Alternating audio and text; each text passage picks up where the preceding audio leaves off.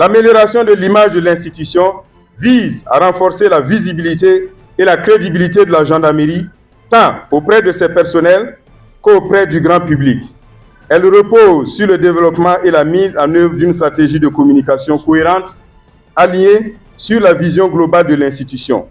Par ailleurs, la gendarmerie travaillera à promouvoir la déontologie, l'éthique militaire et le sens du sacrifice et à consolider ses valeurs fondamentales telles que la loyauté, la légalité, l'honneur, la probité, la fraternité d'armes et l'attachement à la mère patrie qui constitue le socle de son identité et de son image.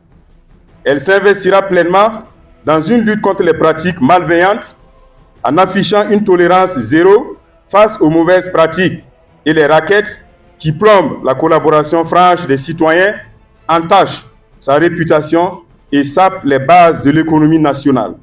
Axe 4, renforcement de la cohésion interne et de la synergie avec les autres entités. À ce niveau, un accent sera mis sur la nécessité de consolider la cohésion interne et de favoriser une synergie d'action avec les autres forces.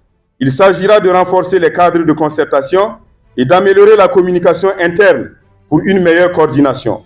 La gendarmerie s'inscrira dans une culture de collaboration interservices afin d'accroître sa participation dans les structures de coordination existantes.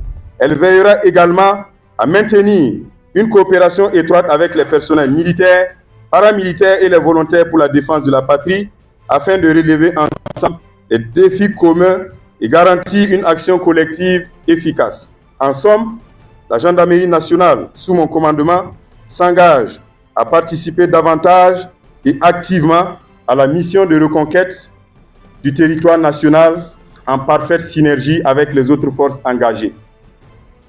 À présent, je voudrais m'adresser singulièrement aux